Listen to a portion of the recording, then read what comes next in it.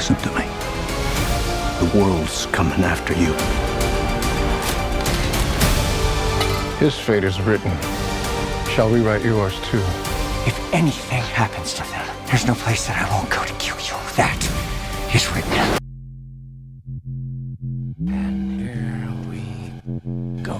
It's the comic book bullies. Man, you come right out of a comic book. It's the comic book bullies. You will bow down before me! It's the comic book bullies. Now I am the master. It's the comic book bullies. It's the comic book bullies. Welcome back to the Comic Book Bullies. There's new bullying host Leroy, aka this podcast will self-destruct in 60 seconds. With my co-host. Oh, damn. Okay. Yeah, this is Eli, aka 3, Indian 2, Jones. 1. There you go. Oh, That would've am been- I hot? You're on? good. You're good. No, I was just talking over you. My fault. Okay. You're good. Yeah, and we're back with another episode. You can jump into it. Like I said, you see the thumbnail, so you know what we're gonna do. This is gonna be not a lengthy Mission Impossible Dead Reckoning, but I'm gonna get into it and say some things that I noticed when I watched the movie. Oh, you saw a movie. I did see a movie, but we're gonna get into it. We got some we're gonna get into first. First, we gotta do some house cleaning. Because I have to make an apology. I want to apologize to Mark Zuckerberg because last week I said I can kick his ass. So after seeing this post, I noticed that he was been training with MMA fighters. I didn't see this picture when the picture came out. So I want to formally apologize on the behalf of the comic bullies, me and Eli, both of us, because I don't want Eli to get his ass whooped either about. So we're gonna apologize to We not both only, smart tech or whatever. right. We apologize for saying we could kick your ass, and I apologize for you raising my voice at you. I'm sorry.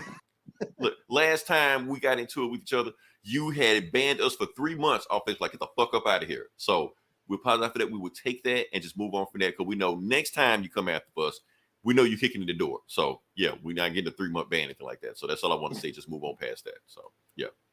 What else we got to say? Okay. So, like I said, before we get into the movie reviews and all the stuff we got to do, we do want to talk about the big news that's going on right now in entertainment. There is another strike going on. We have not only a writer strike, but we have a actor strike also that just hit this week. That is the SAG-AFTRA. That is the Screen Actors Guild, American Federation of Television and Radio Artists. That's what that means, SAG-AFTRA. So they have joined the strike of the writer strike going on right now. So since there's no writers and there's no actors, there's no production. Nobody's doing anything. No movies, no TV shows. Everything's either canceled, postponed, whatever, until they can get this thing worked out. But according to the big wigs making $1 billion a year, they don't want to work it out. So we're gonna have to see how that works out. So Yeah. crazy stuff going on. Like I said, we're not going to dig too much into it because honestly, we really could do an entire podcast just of that. But I see Eli nodding off, just me talking about it. So we're not going to do it. We're just going to move on. Yeah, like we the box off every time we do the box office segment, I'm like, Right. Like, cool. why Such did we and such cover movie this? did such and such movie. Okay. Like, Good for them. Yeah. Rich motherfuckers. Anyway. Yeah. Hold on. We got a caller. Who do we have here? In his Frankie's in downtown, the we need house. more Jersey Shore. Oh, I'm glad you brought that up, Frankie. Shore. Yes, because not everything has been canceled. Not everything has been postponed. So that means with the decline and the cancellation of scripted things, that means you had the rise of other things like Jersey Shore, like reality TV and podcasts. Because trust us, we are not scripted. I have no idea what the fuck I'm gonna say half the time on this podcast. So yeah, we're not scripted, so we can do whatever the fuck we want to. We are not SAG-AFTRA or any of that stuff. From time to time, we do take notes to remind us what to talk about, but that's about all. Like, oh yeah, He does. Let's does. talk about Ahsoka's ass. Right. He does. I just react. To the script. Sabine's ass. Sabine's ass. Men of culture, we have returned. Okay. All right. So, like I said, we're gonna move on past it. We're gonna actually get into the podcast. No more dilly-dallying, no more tomfoolery. We're gonna get into it. So we're gonna bring back the old classic, that thing that you don't care about, Eli. Give it to me. What is the number one movie of the week? Some rich motherfuckers movie. Exactly. Disney, Universal, Paramount, doesn't matter. One of these motherfuckers anyway. We're gonna talk about, of course, the number one movie this week was Mission Impossible Dead Reckoning. They didn't put everything in there, but they should have put everything in here. Oh, that's but here's what the it's thing, called? Eli. Right. That's what it's. Oh, that okay. See, I seen Dead Reckoning like in my timeline. I thought it was like a zombie movie or some shit. Like I thought it was a game.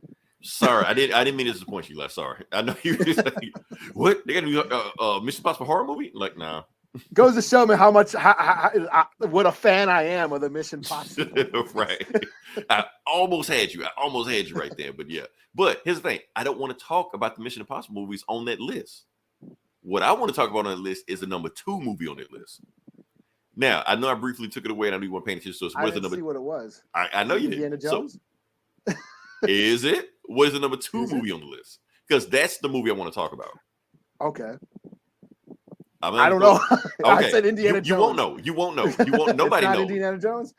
No, it's not. I don't even know if Indiana Jones is even on this list. The number 2 movie on this list is The Sound of Freedom.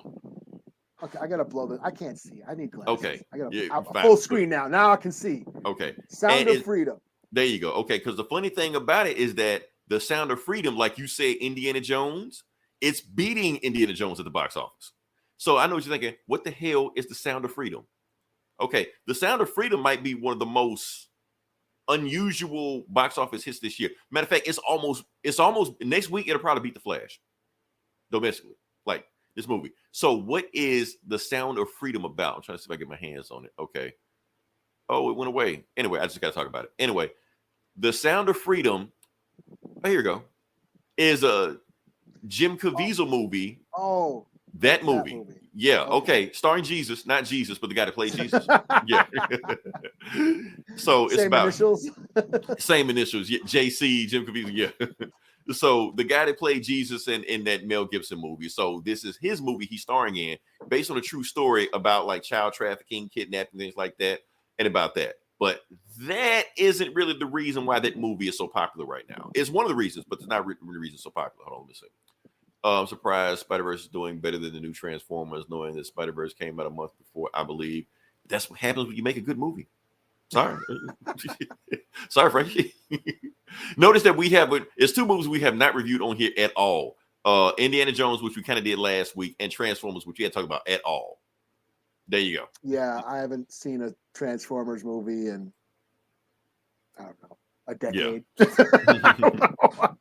Yeah, so, but the point is, why I want to talk about The Sound of Freedom, why the movie is so popular right now, is not because it's a true story about child trafficking or Hollywood's version of a true story of child trafficking.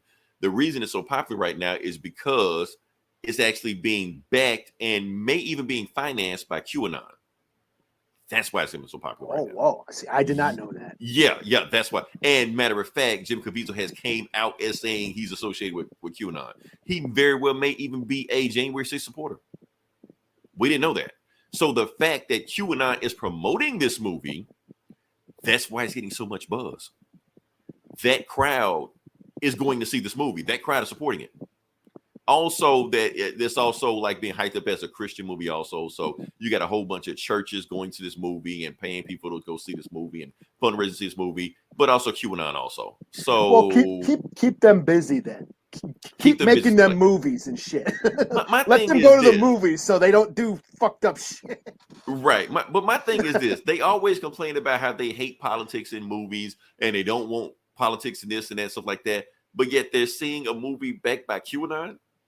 Like they want their politics. They want their politics in the movie. Right. Yeah. It's interesting. That's all I'm saying right there. So yeah. So people ask about what the hell is the Sound of Freedom? That is the Sound of Freedom. When Gina Carano got booted from Mando, wasn't she supposed to be in a movie by what's his face? That movie came out. What the fuck's that guy's name? You know, Ben Shapiro. Yeah, Ben Shapiro. Yeah. That movie came out and everything. It's already come out. It made like $85 or shit. I don't know. I can't remember the name of the movie. I just knew it was fucking horrible. But what else we got here? Christian MAGA folks a bit. Yes, that is the crowd going to see this Saturday. That's why the Sound of Freedom is beating the Flash right now. So maybe the Flash. Like I said, yeah. Keep them busy. Give them movies. Give them I'm just movies saying, to watch. what if the Flash had a MAGA hat on with his red suit? Would he make more money? I guess I don't know. Oh man. So anyway, past that, let's get into it. We're gonna talk about the Mission Impossible movie that just came out. Oh, not that. Oh, I'm all wet. Oh, you read that? I didn't mean to say that. I did read that. We're gonna review it later on. If anybody see it, we go pretend like you didn't. It sounds like it's awesome. We'll talk about it. We'll get into it. But yeah, we're gonna talk about Mission Impossible: Dead Reckoning and what this movie is about. So, like I said, the Mission Impossible movies, like I've seen them all multiple times. I own them, all of them. The movies vary Really? from You're I've seen all of them. Yeah, the lore, all of it. Mission Impossible. Now the thing about Mission Impossible. The mythology, no, the theology of Mission Impossible, which I'm going to get to in a second. Yeah. Okay. So like I said, these movies are up and down. Like I said, the first three movies are kind of hit and miss, but 4 is like when it cracked the code of what these movies are supposed to be. And then like the 5th, 6th, and 7th movie, all three of these movies have been directed by the same guy. So they don't have the same feel, they have the same continuity, the same kind of characters pop up. Stuff carries over from the last movie. So you kind of got to know what happened in that movie to know what happened in this movie, and this movie is part 1 of another movie coming out. So they're starting to build its lore, where the first 3 movies kind of just throwaway, just like they didn't care. John Woo just crank a movie out, just be done with it, But now they kind of found their groove, And once they found their groove, it's kind of, it's a solid franchise. What I think right now. Matter of fact, I'm gonna even go as far as this: the last movie, Fallout. I think Mission Impossible Fallout is one of the best action movies of the last 10 years. I'm putting it on that list. So, and I will tell you this. I do like this movie. It's not Fallout. I'm sorry. It can't top Fallout because Fallout is like here. So like you beat Fallout, you got to like really come with it because you watch Fallout and you just like, how the fuck did Tom Cruise survive this shit? Because it's him. You see him doing the shit. The last one or the last one? Yeah. Okay. When he actually like broke his ankle. The last movie I saw was the one with Hawkeye, where he was like on the building or whatever. He was Spider-Man and up the. Okay. Yeah, that was also too. And he really did that shit too. Yeah. Mm-hmm. So, but yeah, that was also Hawkeye. I guess they were going to give it to him, but they didn't give it to him. So now we're back, and this is a continuation of that. The number 6 movie. So, what I like about this movie, like I said, it brings me the same energy, the Fallout energy that Fallout has. So it's not Fallout, but damn, they put all the work they could into it. Because I got to give Tom Cruise some credit. Like the best thing about these movies is him running. Eli, why do I find Tom Cruise more entertaining to watch running than The Flash? I don't know. It just is. Like, because I can watch Tom. They have like 10-minute scenes of Tom Cruise just running, and it's just like, yes, I love it. So, what else is the movie about? Like I said, it's honestly, this movie is the first Mission Impossible movie where the plot stuck with me. Because every other Mission Impossible movie, I just walked out of it like, okay, yeah, it's a terrorist. Okay, it's a virus. Okay, this guy did whatever. He wants to destroy the world. Okay, yeah, that's cool. But you want to see, Tom Cruise jump off shit, and almost kill himself. That's what you go to see these movies for. But this is the first Mission Impossible where I actually came away and the plot stuck with me. Where it's like, it had me thinking, like, hold on, let me see what we got here. Tom Cruise is gonna die making a movie. Love watch. No, Tom Cruise will outlive us all. That's what it is. Well, Jackie Chan. I mean, Jackie Chan got fucked. Yeah, he got fucked up. Yeah, he got fucked up a bunch of times entertaining people. Right. You ever seen that clip of him showing his daughter old clips of his Oh yeah, movies? I saw that. Yeah, that was cool, and then he started crying like in the middle of it. Yeah, well, she started hugging him like, yeah. Well, yeah, and they like all his movies. They show the outtakes of all of his the outtakes of his stunts. Yeah, and in a few of those, he did get fucked up. Yeah. So that's what I like about Chris Tucker. He said like when he like, yeah, it was like when he first did the first Rush Hour, he was like, yeah, I got to move with Jackie Chan. I told him to pay me up front, just in case some crazy shit happens. But back to Mission Impossible. Okay, so the reason this movie stuck with me is because of the bad guy in this movie. Now, what they should have taglined this movie as is Tom Cruise fights God. That is the plot of the movie. Yes.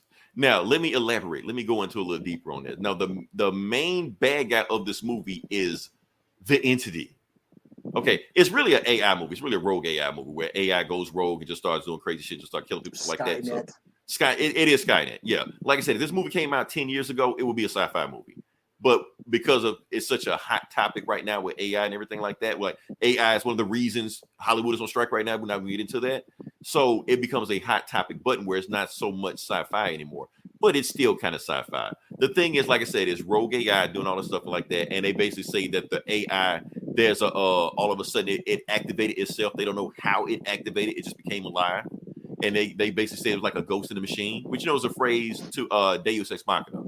However, that is a mistranslation of Deus Ex Machina. Call it ghost in the machine. Deus Ex Machina means God in the machine. That's what it means. So they kind of threw that in there, but then once you get into it, Eagle Eye meets 007. Oh yeah, I remember Eagle Eye. Eagle Eye was that was that Shia LaBeouf movie. I kind of remember, but barely remembered. But yeah. Anyway, I never saw it. But yeah. Okay, but that's what I'm saying right there. So basically, they keep describing the Entity as an all-knowing, all-seeing, knows the future bad guy that is everywhere and nowhere at the same time. And it gets even deeper than that because his main bad guy is named Gabriel. So that's the main bad guy. Okay. Yeah. So for those who know Gabriel is I'm talking about it biblically, is the archangel. He was the voice messenger of God. So basically, he would pronounce how good God is and everything like that. And that's all Gabriel does in this movie. He basically is just the Entity's hype man. He just talks about how awesome the hype man is and all stuff like that. I know that from the Prophecy movies. Really? Is that another horror movie? Those horror movies that came out in the 90s. I kind of figured. So that's my thing like that. So like I said, so Tom Cruise is fighting God and his head angel. That's pretty much the whole movie right there. Not only that goes in a little bit deeper, that the main MacGuffin of how he's going to kill the Entity, he has a key he has to get in this movie, which is shaped like a crucifix in this movie. So that's how deep they're going with this movie. So he's fighting the Entity with Gabriel, and he has to get a crucifix key to find the main source to kill the Entity. Because the main thing is that this rogue AI has gone crazy. It becomes self-aware, knows where everything is, and all the countries of America are trying, all the countries of the world are trying to capture it. But Tom Cruise, because he knows better than us, wants to kill it. He wants to kill God. He don't want to control it like America does. Idea. Let's see. Ayo, I had no idea Bob from was the villain. And I was just about to say that. Do I have that picture right there? Yes. So, like I said, for those who know Gabriel, yes, he is the guy from La Bamba, the brother from La Bamba. What was it? Not Richie, but the other one. What was his name? Yeah, Bob from it. Bob. So here's the thing. Eastside Morales. He's a great actor. Paco from Bad Boys in the 80s.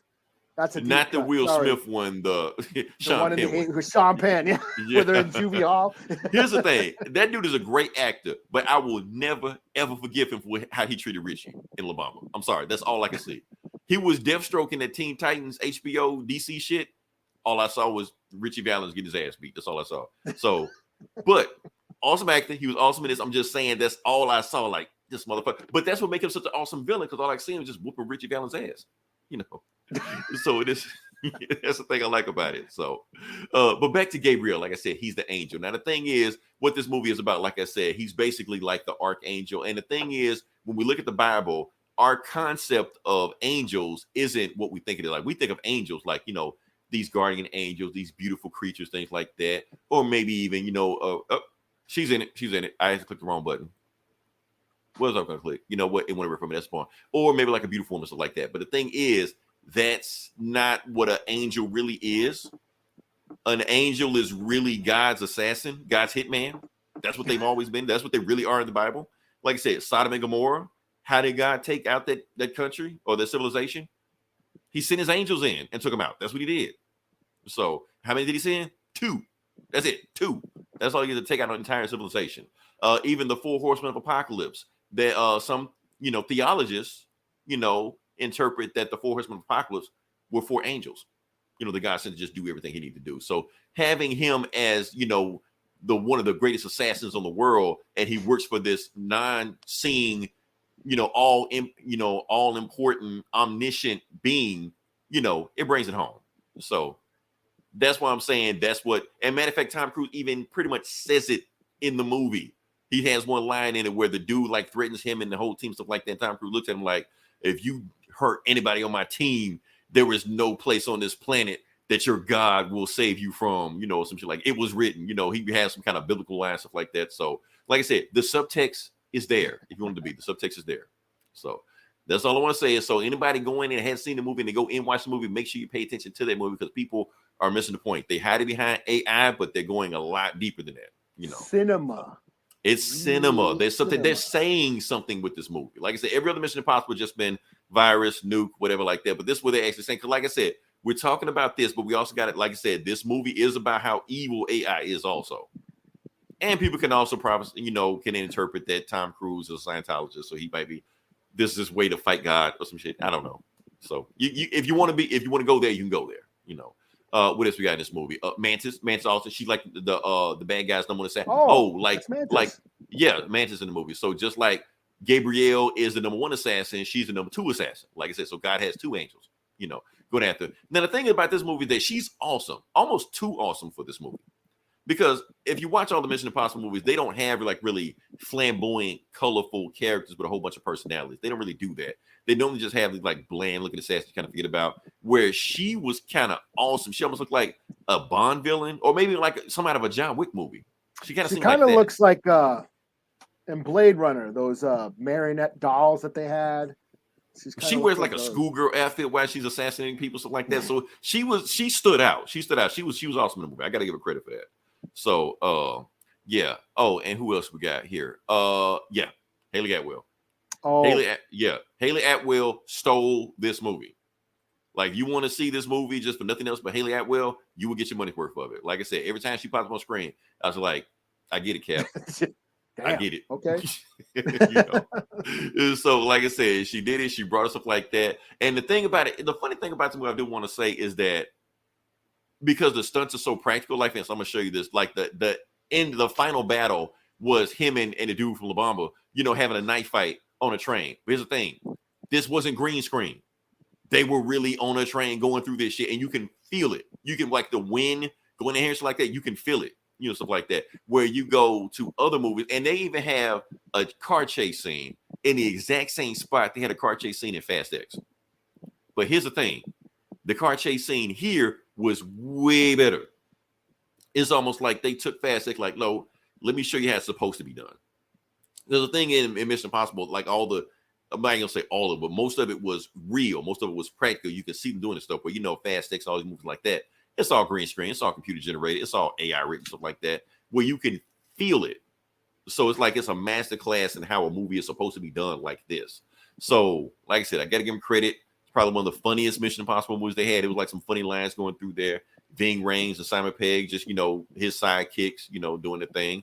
Like I said, awesome movie. The only thing that I can't like say is just like the greatest movie of all time, like that, because there's a lot of spy jargon going on, like where the movie kind of slows down and like there's a lot of spy thriller, and you kind of want to just go, blow shit up. You kind of want to just scream the movies through that. But the movie isn't as action packed as Fallout was, but I still liked it.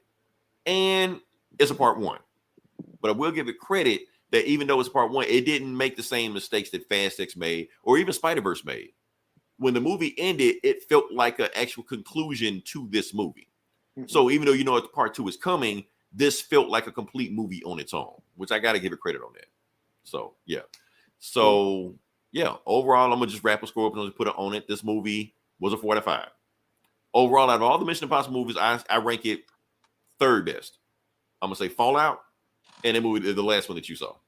I say those are the three best, and then I'll rank the other ones later. But I ain't gonna do it right now. All right, so that's all I got. That's all I got. We can move on past it. I thought it was gonna be longer than that, but that's all I got for that. So yeah. You gonna go deep? No, I was. No. Speaking of Mantis, I finally saw Guardians 3. Yeah, I know. You said it last podcast. Yeah. Okay. Okay. Yeah. All right. So yeah, well, that's the thing. So no, wait, you didn't talk about it the last podcast. We talked about it in our chat. You didn't talk about it last podcast. Yeah, we Go did. for it. Yeah, talk about. Oh, I loved it. Okay, I thought you were gonna go deep for a second. Okay. No, I just loved it. No, I think we spoke about. Yeah, I went into details, but yeah, no, I loved it. I thought it was great. You know, yeah, and you're right. It was the best, probably the best Marvel movie since Endgame. Okay, I know that sounded like a controversial statement when I said it at first. No, it was great. It felt like a closure to that era. You know what I'm saying? Mm-hmm. Like what we love about the MCU, what everybody loved about the MCU, this felt like closure for that era of the MCU. Right. You know what I mean? And it kind of, dispels that myth about superhero fatigue. Like people just not superheroes. Like, no, we want you to have superhero movies at this level. Don't have Ant-Man 3, have it at this level. You have it at this level, people go see it. Yeah. So you just can't just crank out anything and expect us to see it anymore. You could at one time. You can't do that anymore. Yeah.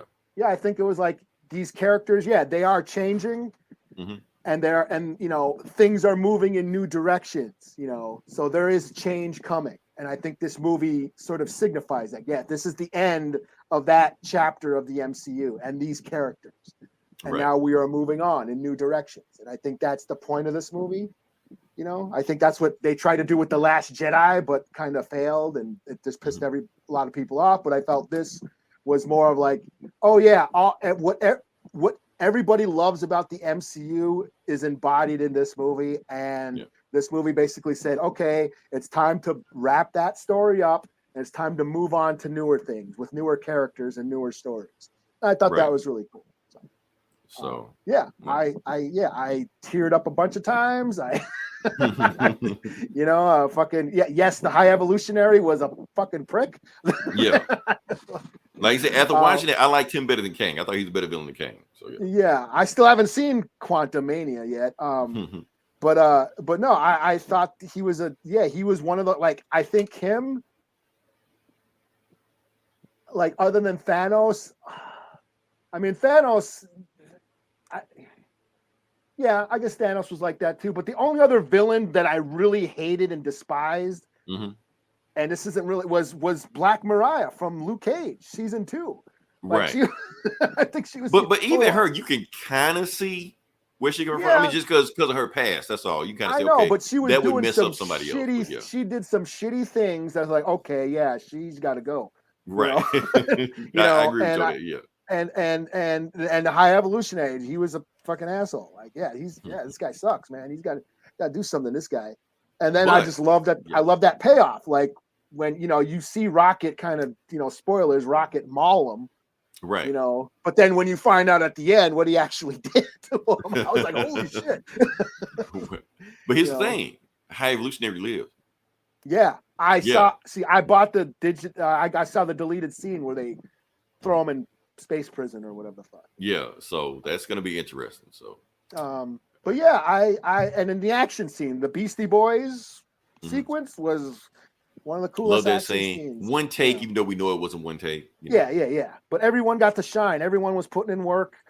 Rocket and Groot doing my thing. And as far as I've always loved Rocket as a character, but now after this movie, I think he's up there with Captain America was like one of my favorite MCU out of the MCU. I mean, the trailer, it was his movie. I mean, part 3 was his movie. So yeah. Drax was great. That scene where Nebula and Mantis argue over pushing Drax. That actually I found very touching. Right. And then they erase his mind afterward because they realized it hurt his feelings and they want to take it that far. So yeah, I thought that was great. But no, it was I loved it. Yes. Yeah, like you're right. Superhero fatigue is, if they make a good movie, it's Spider-Verse proves that. So Yeah. So we're not tired of these movies. We just want you to make better movies. That's all. You make better movies, we're gonna see them. Yeah. So, like Sound of Freedom. That's all. All right. Let's talk about the next thing. This is back on you, Eli. Let's go. Let's see. Oh, what do we got? Oh, the Ashoka trailer. Okay. Okay. Well, Ashoka is dropping next month, and they released a new trailer which showed a bunch of new scenes, and And it basically looks like they're doing live action Rebels. We're seeing a lot of the Rebels characters. We got to see Grand Admiral Thrawn live action. He kind of looked. People are saying he kind of looked like Elon Musk, and I was like, "That's perfect." Right. People are always going to complain about something. So yeah. But no, I mean, Grand Admiral Thrawn is like a strategist. He is like a very intelligent, methodical villain. He wasn't Vader or the Emperor and just showcased, always demonstrating how powerful he was. No, he was like calm, collected, and just always thinking ahead. He was like, it was all a chess game to him, So the guy they got playing, I think, is fine. I'm eager. And I'm totally stoked for the show. This is one of the, I haven't been excited for a Star Wars show in a while. I mean, other than, season 3 of Mando, which I felt was disappointing, but that's just me. But most of the Star Wars shows that they've been showing, the live action stuff, I thought have been just fine.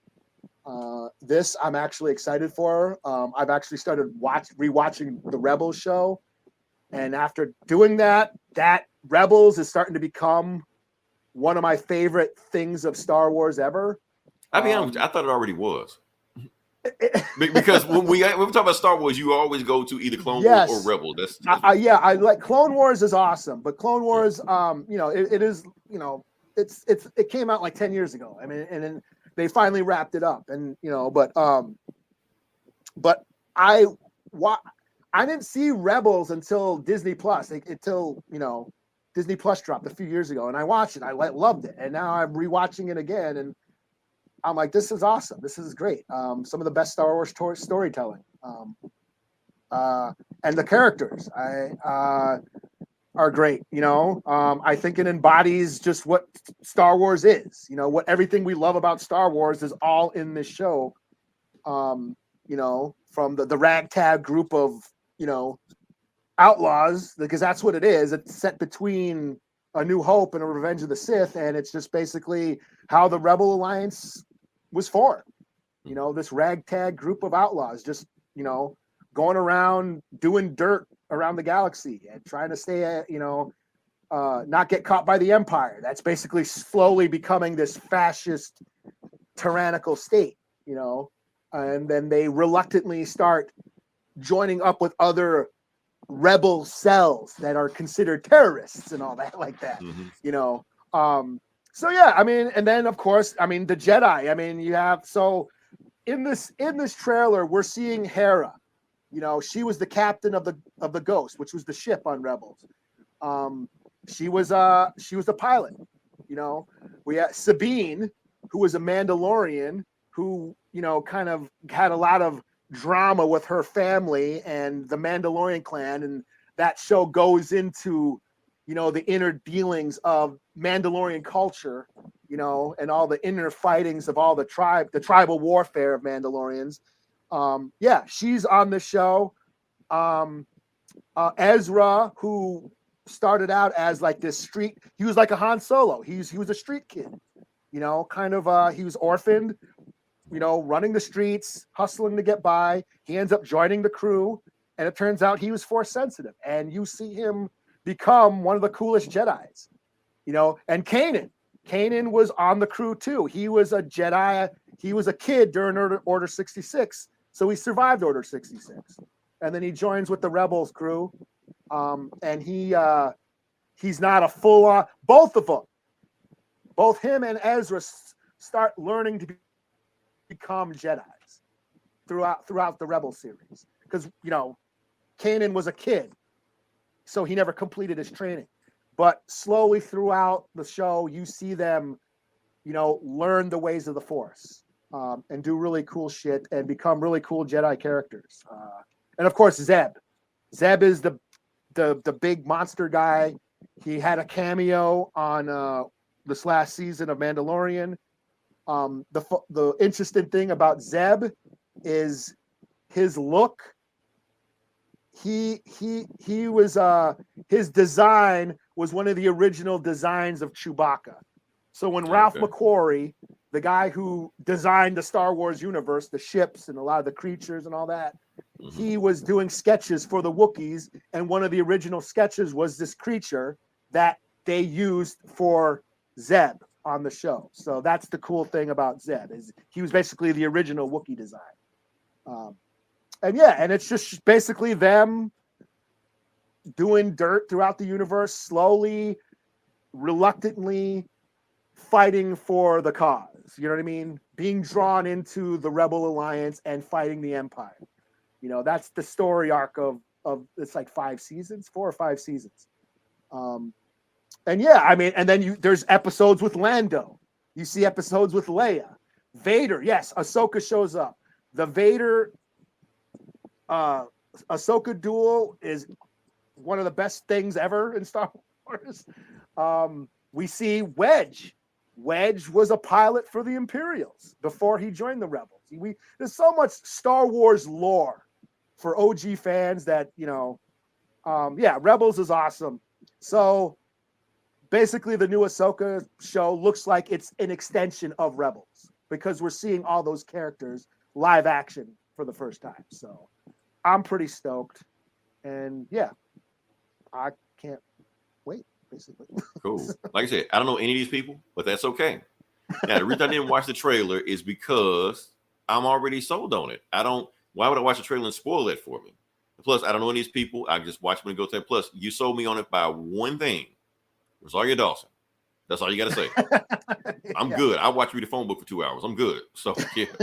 So, just and she's playing Ahsoka, who is one of the coolest Star Wars characters of all time. She's up there now. Even though she debuted as a cartoon and she wasn't in any of the movies, she has and I know the main reason she's here is because she got fan casted as like, who should play Ahsoka? Get Rosario Dawson. Rosario Dawson's like, yes, I'll do it. So, there you go. She works. Yeah. And Rosario Dawson is a nerd. Like, she's actually a geek. Frank Miller movies and this and She had a comic book. Like, it was kind of like the X-Files. She wrote a comic book like back in the 90s. That DMZ show on HBO she had, that was a DC book. Oh yeah, that's right. Yeah. Yeah. So like I said, she's geek royalty. Yeah. So all right. So I'm gonna throw in a Hail Mary, not Hail Mary. Audible? I don't watch football. I don't know what it is. I'm gonna just throw some shit in there. Okay, we're gonna talk about I thought it was gonna pop up. It didn't pop up. That. We're gonna talk about that. Okay. Yeah. So we're gonna talk about Hugh Jackman finally got revealed as Wolverine in Deadpool 3. We're gonna show the picture real quick. And of course, Eli, everybody started bitching. Now, this is the most comic accurate, Wolverine costume we ever got in a live action movie. And people still bitching. The sleeves. Why is he wearing sleeves? Like, what? The fuck? They complain about everything, man. Why you just be happy? They wanted to see his hairy pits. Yeah, like why? And then you got some people mad because he's too tall. Like, hey, Hugh Jackman's been Wolverine for like 30 years now, and now you complain about now that? You're bitching about him. Now you bitch about that? Shut the fuck up, man. Yeah. Now, can I bitch for a second though? By all means. I'm a bitch. Okay. I'm a bitch because he's not wearing the mask. That's all. Now, maybe he'll wear the mask during the movie, but I kind of want the mask. Give me the mask, man. Give it to me. That's all I want. Now, am I going to bitch and moan and complain? All this like, yes, I will. But that's what we do here, But I'm going to see the movie anyway. So I'm sure there's going to be scenes with his mask and it's going to be the stunt double. I'm perfectly fine with that. Ben Affleck got away with it, so I'm cool with it, Yeah. I just want to see the mask. Even if it's for like a few scenes. I ain't saying it got to be the whole movie. Just give me a few scenes with the mask. I just want to see. Here's my thing. And they're saying this is going to be R-rated. So right. I want to see Wolverine dismember Deadpool. That's what I want to see.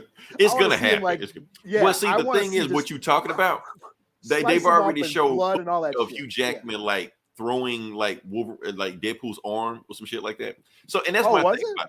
I think I saw that. Okay. Like they showed some other stuff. I saw like him throw like Deadpool like on wires, being like in the air. He threw like a piece of Deadpool like somewhere. Okay, but cool. I saw that too.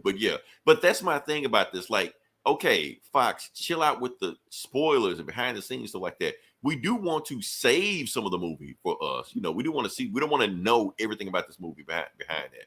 So stop with the leaks, stop with the pics, stuff like that. Give us Wolverine, that's cool, but all this other stuff behind it, don't show it because I saw one picture that showed, remember, like the 20th Century Fox logo? It was like torn down in shambles, like Deadpool and Wolverine was like standing behind it. So I'm like, okay, you're giving away too much. Remember, I already said that it might be Wolverine, like Deadpool kills the Marvel Universe or Fox Universe. They kind of giving that away already. So like, chill out with that, you know. Then they got these crazy ass rumors like Scarlet Witch and Jean Grey are gonna fight in this movie. I'm just like, okay, here we go. Bullshit ass rumors getting started. So don't worry, Eli. I will start a bullshit ass rumor for us also, and just throw this shit out there to see what happens. So yeah. I don't Wednesday know. Addams as Scarlet Witch. There you go. And just watch the internet just eat itself alive. Because that's all you got to do. Just say bullshit. Just watch it catch on. So, yeah. All right. So we can move on past that. Next part of the podcast. I think that's it. Yeah. We move on to next part of the podcast. Like I said, this is Comic Book Bullies. We're talking about comic books. And Eli has a smorgasbord of reviews for you. Because he got a ton of them. Okay. So I'm going to let you go first and see what we got. All right. Well, I guess I will go.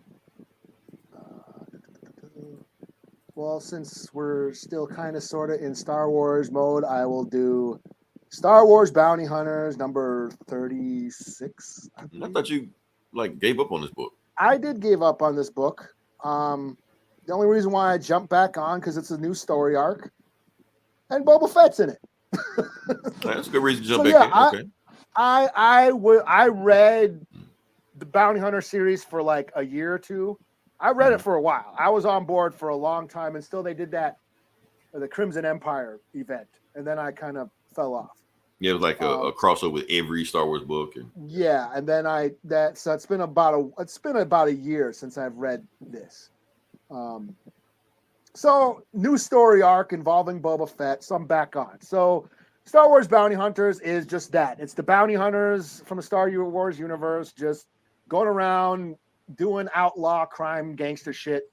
You know, this crew that we have, Valance, he's one of the main characters. He's like a cyborg, basically like a Terminator, human cyborg kind of guy. His memory or his memory, his hard drive is being corrupted. So he's slowly losing all his memory. So basically the crew have to go find this like the ultimate hacker or whatever. And they need Boba Fett to help them. So Boba Fett's like, okay, I'll help you guys, but you guys got to help me first, you know, and they end up going to the Black Sun. Now, the Black Sun is another crime family in the Star Wars universe. They debuted in Shadows of the Empire. I don't know if you remember that from the 90s. They made a video game. I remember the video game. Some generic looking dude was the Dash Remdar or some shit. Yeah. Video game. They did comics. They did toys. They released a whole. I read the novel. It's one of my favorite Star Wars stories too. And yeah. So, anyways, Black Sun is a bunch of crime organization. The bounty hunter crew goes and meets up with them. The crew consists of Bosk, the reptile guy, the Trandoshan, Zucus, 4LOM, Dirge is in this. The robot Dirge. Okay. He's like a cyborg alien guy. Dirge debuted in, I think, the comics, but then he was in that Clone Wars cartoon that what's that guy's name? Jenny, how do you say his name? Tark. What's that guy? The guy who did like Samurai Jack. And I know you're talking about Tarkovsky. Guinea. That guy. Okay. Yeah, that guy. And he did the Clone Wars. He did those Clone Wars cartoons. Yeah, those shorts. They were like 15 minutes or something like that. Yeah, those shorts before the Filoni's Clone Wars. Anyways, he debuted. He was on that show, and he was like a comic character back in when Dark Horse owned the Star Wars titles. He's in this. I thought that was pretty cool. It turns out that that Clone Wars cartoon, the animation, the shorts, those aren't canon anymore because Asajj Ventress debuted in that series too, and Right. Anakin kills her. Asajj Ventress was Dooku's apprentice, Sith apprentice, and Anakin kills her in that series. But it turns out that those cartoons aren't canon anymore because I read a book called Dark Apprentice where she falls in love with Quinlan Voss, who is one of my favorite Jedis. You know, who's native adjacent. We don't know his ethnicity, but natives kind of claim him as the indigenous Jedi. Anyways, that story was intended to be a Clone Wars story arc, but the show got canceled by the Cartoon Network before they could produce it. So they just wrote it as a novel. Anyways, Asajj Ventress ends up getting killed by Dooku in that story. So those cartoons aren't canon anymore. But Dirge shows up in this book. Anyways, they go. The crew goes and meets the Black Sun. They get double crossed. Big old action scene. Everyone shoots their way out. And Boba Fett's like, okay, cool. I got what I got what I wanted, and here's the location of this hacker. Like, wait, what the hell? You almost got us killed. Yeah, I needed you guys to take out the Black Sun so I can get my cargo, and I'm out. And now you guys can go find your hacker and save Valence's memory. So that's where the story ends. Like, damn you, Fett, and all that shit. So that's where it ends. It was fun. 4 out of 5. Again, Star Wars gangsters doing crime, outlaw shit. All right, so I know you dropped it. Are you gonna stay with it? Yeah, it's fun. I guess Boba Fett is still gonna return, and this story arc has Boba Fett, and it seems to go. They're back on track with them doing, the back to their own series, and not that epic event that they were going through last year. So, yeah, I might check out the next issue. And it was a slow week, so I just said, fuck it. Oh, Boba Fett's back in Bounty Hunters. I'll check it out. So it was kind of like that. Kind of the hell with it. I'll check it out because it was slow. So yeah, 4 out of 5. Okay, nice. Okay, first book I'm going to do is Fallen Friend. For those that don't know what happened, like I said, we out of a Spider-Man comic, Miss Marvel died, and this book is more or less her funeral. That's the book. So yeah, let me see if I can get to it. And like I said, it's like and it's pretty much written by like the 3 most, I guess, important writers for Miss Marvel, like the ones that kind of flesh her out, like G. Willow Wilson. Okay. Mark Waid. Well, that's like cool. Yeah. So she's another guy at the end of it. I think that he wrote like the second Miss Marvel arc, but I can't remember his name. Spider-Man's in the front of it. Like I said, he killed her. So yeah. All right, so let's get to it, and let's talk about, like I said, I'm gonna kind of breeze through it because it's book's kind of sad, to be honest with you. Like I said, it's a funeral. Well, yeah. That's pretty much the whole book. Like I said, Go ahead. Yeah, go ahead. No, okay. Well, anyway, the book, like I said, you got 3 stories in it. The first book is G. Willow Wilson, and it's about all the characters that she created, like all Miss Marvel's like side characters. They're basically mourning over. That's what they're doing.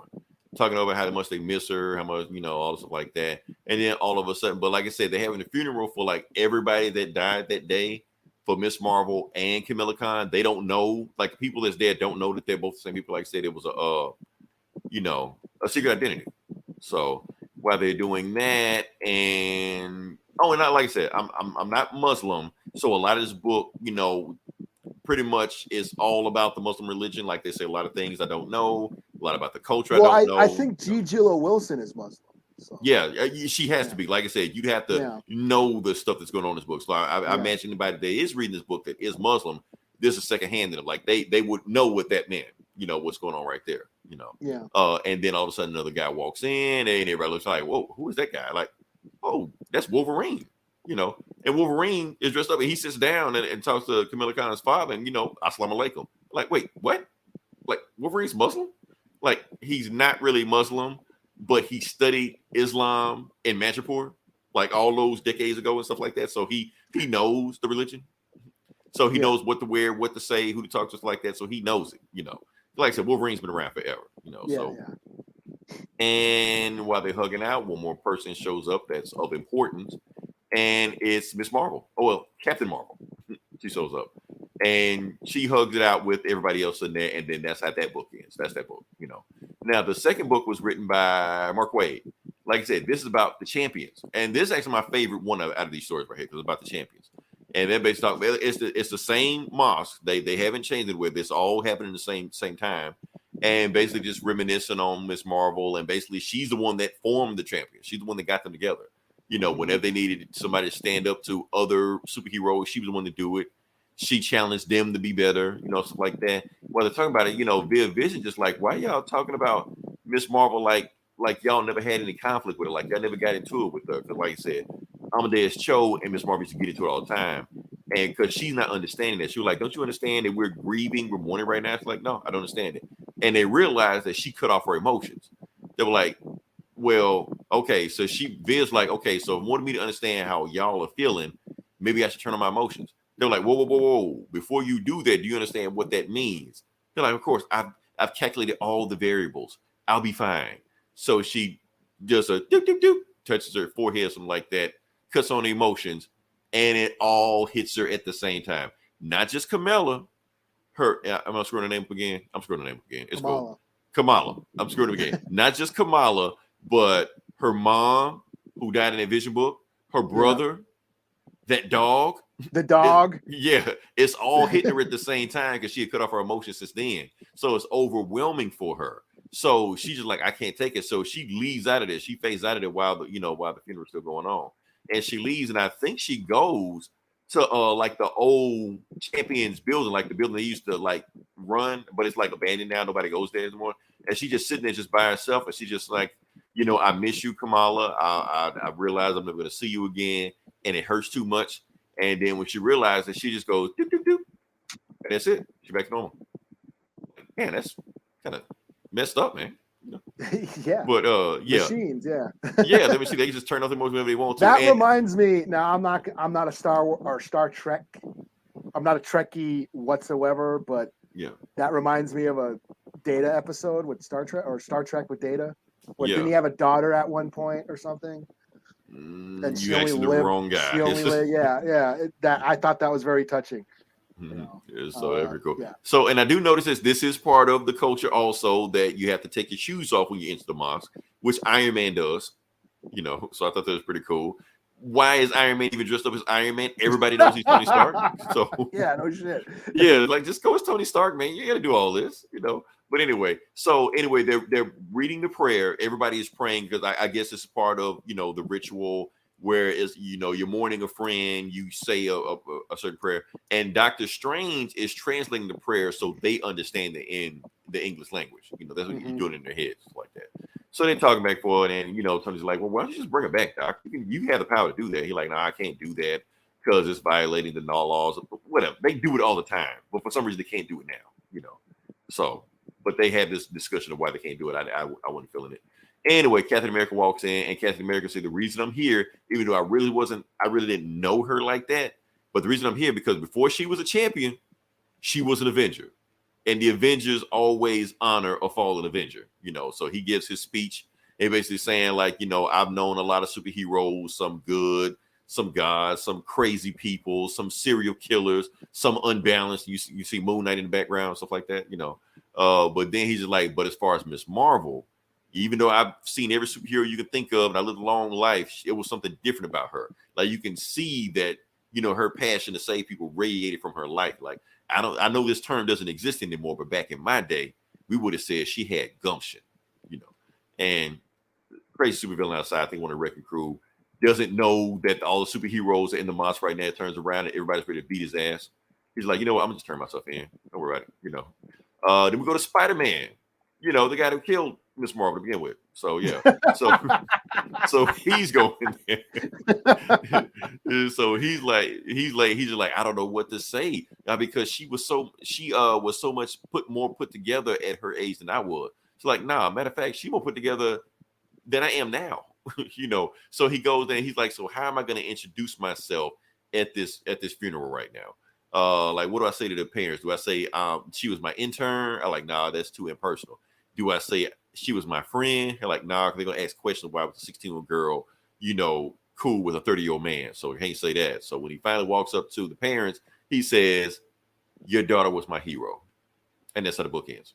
So that's it. That was it. So everybody wipe your eyes, dry your tears, because that wasn't all. I'm trying to see what is. Okay. Because the thing was, we just got news. I don't know if anybody heard about this, but we just got news yesterday that, boom, Recoking is back by next month. So, yeah. She's already back. No way. What? Yeah, we figured out she's back, and not only that, you see the X on it right there. You see it, So yes, she's coming back not only next month, but as an X-Man. So, which we already said. No cheeseburgers for you now. No cheeseburgers for me. Like I said, y'all gotta quit challenging me on this stuff. I know when it's gonna happen. So yeah, so she's coming back as an X-Man. Not only that, the book that she's coming back in will be written by the actress that plays Miss Marvel. So she's writing the book. So, I don't really like this stunt writing stuff like that, but Marvel's gonna Marvel. So we'll see how it goes. Yeah. So, but yeah, so what do I think about this book? This book, I'm gonna just flat out say it was emotionally manipulative. That's what it was. Because it did have some sad parts to it. Not gonna lie, it was a real well-written book, but this was a stunt they pulled. They fridged her and then had this moment right here for a character they're going to bring back in a month. Not a year, not 2 years, not 6 months, a month. Next month, she's ready to go. And they having all this sad moments like that. And I think it was, I feel like this, I feel kind of icky, reading this book. That's all. So I was just saying, I just had to read it just to see how it went. But overall, I like Marvel. They got you. They got me. But the reason they got me, because I wanted to review it on this podcast. So because if anybody was curious, they would know if anybody watched this podcast. Now, are you a Ms. Marvel? Are you a Kamala Khan fan? I mean, I'm cool with her. I don't rage, and anytime she shows up on screen like that, I mean, she's there. She's popping the book. I'm like, that's a cool character. A cool concept for a character. I did think she was like when her first arc way back when, that original series, I thought was well written and well done, and I thought she was like the teen super. She embodied the teenage superhero, like what Spider-Man was. Right. So it makes sense that she would be the leader of the champions. They will follow her. Yeah. I thought it was pretty well written, and yeah, just a character who's a teenager juggling all the pressures of life, school, relationships, and she's a superhero who has to fight supervillains. And I thought that was done very well. And yeah. And she's a fan of superheroes, stuff like that. She's so all a fan that was of pretty superheroes. Cool. Yeah. Yes, so yes. yeah, no, like I said, I like the character, I don't even have a problem with her becoming an X-Man or a mutant and stuff like that. Like I said, the Inhumans, they suck, So they want to get her away from them and sit with the cool kids. Yeah, she was an Inhumans, Yeah. But that whole thing, and I get why the whole I didn't quite catch that. Oh shoot, stop. Shut up. Siri went nuts. But the whole point about that, because at the time she was created, that was the time that Disney and Fox were beefing, So Disney like, you can't use the X-Men like that. So when they started making new characters, they were like, make her an Inhuman. But if it was any other time, they would have made her a mutant. She would have been a mutant from the jump. Yeah. Probably. So I didn't really have. Hey, let's throw in Lock, because she was like, she had Lockjaw as a pet for a while and shit. Yeah, so. Probably will. Just wasn't that kid right? Oh, I'm glad you said that. I see why Wolverine's like the first to be able to show up. We already know this. They're gonna have like some kind of surrogate father-daughter thing going on with her and Wolverine. She's gonna be Wolverine's new sidekick. Well, or whatever, Just like Kitty Pryde and Jubilee and Rogue and Armor and all these. And X-23 and all these shit, like, it's always the girl teenage superhero that gravitates Wolverine. So we know that's going to be a thing. So, I don't know. Probably, yeah. Well, Wolverine's everyone's favorite X-Men, basically. Yeah, so that's the thing. So when you're a teenage girl, you got to go with Wolverine on his adventures. So that's what got to happen. So overall, I'm going to give this book, what am I going to give it? Well, you said it was sad. It was sad. It evoked emotion from me, but then I realized that they're manipulating the emotion from me, It ain't no Fantastic Four. What was that? The silent issue of Hickman's. No, that was great. That was great. I give that book credit, you know. And plus, they actually kept Human Torch like dead for a while. Like he was dead for a while, you know. Not next month, you know. So I give the credit for that. So it wasn't that, but like I said, that Vision like scene, storyline that seemed pretty cool. Yeah. Yeah, that seemed pretty cool. Well, there's just Vision and his family are just interesting characters. So yeah. You know, they're all dead, and the daughter's on the one left. How a machine would process grief. That's always an interesting. An android can cry. You know, that's the whole Vision story. Yeah. So So all right. What you got? Oh yeah. What was your rating? Like 2.5 out of 5, man. I'm gonna give it a 2.5 out of 5. Honestly, it's a well-written story, well-drawn art. They have some moments into it, but like I said, they're manipulating you to buy this book. This book on principle should not exist. That's why I'm giving it 2.5 out of 5. Yeah. But if you gotta read it, it is an interesting story. So that's what I got to go there. So, but I wouldn't recommend you reading it. So all right. I guess since we're talking about Mark Waid. Right? We're talking about Mark Waid. Wrote one. Did you say he wrote one of these stories? Yeah, he wrote the middle one, the one with the champion, because he wrote the Champions book. Well, the first arc of it. Yeah. Your favorite one? You said that was your favorite story? No. Oh well, yes, the favorite story. Out of this book. That, so out of this book, yeah. Yeah. Okay. Well, he wrote this one. He wrote World's Finest, Teen Titans, #1. This is the only DC book that ain't with the nightmares or whatever, or night terrors. Yeah, that's what I'm saying. Like everything else is night terror. What the hell? The whole DC drop this week was just all night terror tie-ins and shit. And this wasn't. Wait, you know, I did some digging on that, right? Because like the artists and the writers are behind on the stories. So this is night terrors bullshit is just to get them caught up. Oh, so that's what they're doing. Yeah, that's why all the books are basically draw a bunch of monsters instead. Yeah, because none of these books are written by people we know. So this is hiring outside people to get the other people caught up on the books they're supposed to be caught up on. So we just pass the time with just bullshit right now. So this is a bullshit crossover. So yeah. Meanwhile, we will review it later on. But yeah, I did. Okay, all right, yeah, okay. So this is Teen Titans World Finest, Mark Waid writing, and it's basically in the early days of the Teen Titans when they're teenagers, because right now they're just Titans. But this is their Teen Titans. Robin is Robin, like Dick Grayson is still Robin. This is before he became Nightwing, you know. And it's just basically them working out how the dynamics of the team is.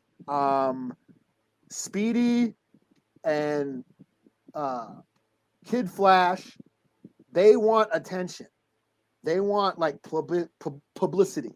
Like they like when the Teen Titans go out and fight crime and fight supervillains, they start posing for photos and start fucking whipping out their phones and taking selfies and shit. And Robin's like, yo. So this is a reimagining. So yeah. Yes. Because the Teen Titans was like born back in like the 60s, shit like that. So of course, this is groovy, this is modern day. Yeah. Okay. I'm with it. I'm cool. Okay. Yeah. Yeah. They're not jiving and smoking. I'm hip daddy. Smoking numbers and wearing bell bottoms and shit. Right. Yeah. This is the modern day Teen Titans. So So basically, Robin's like, no, we can't be, we can't call all this attention on us and shit. You know what I mean? And that basically causes friction. Some of these people are like, yo, we should, we should get recognized. We should, be friendly to the people and shit. We have fans. And Robin's like, nope. And like, you sound like your dad, Mm-hmm. So then we have a really cool sequence where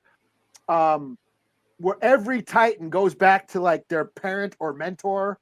And they're all like, oh, well, it sounds like Robin's trying to be Batman. Like every one of them, like Wonder Girl or whatever, goes back to Diana. Oh yeah, Bruce, he's fucking, Green Arrow's like, yeah, it sounds like Bruce is, rubbing off on Robin. That was pretty funny. But yeah, that's all it is. It's just them sort of, working out their relationships and trying to the dynamic of how the team works. And Dick is trying to be the leader. and trying to do things right. And there's a scene where Batman's like, you can't trust them. You can't, you're in charge of their lives. They're under your orders, and what happens to them is going to reflect on you. So of course Batman's a dick and telling, right. trying to so he got to teach Robin how to be a leader and like, yeah, all that shit. You're responsible for their lives and all that shit. And so, and then then they're arguing. You don't even trust us. Like every one of us, our names. Wally. Speedy. All our fucking names. We don't know your name. You're Robin. You won't even tell Rob. us who you are. Shit like this. So, yeah, So it was fun. It was just a fun little throwback to their early days and just. It's a dead giveaway because Robin's wearing pants. So yeah. So I give it a 4 out of 5. It was fun.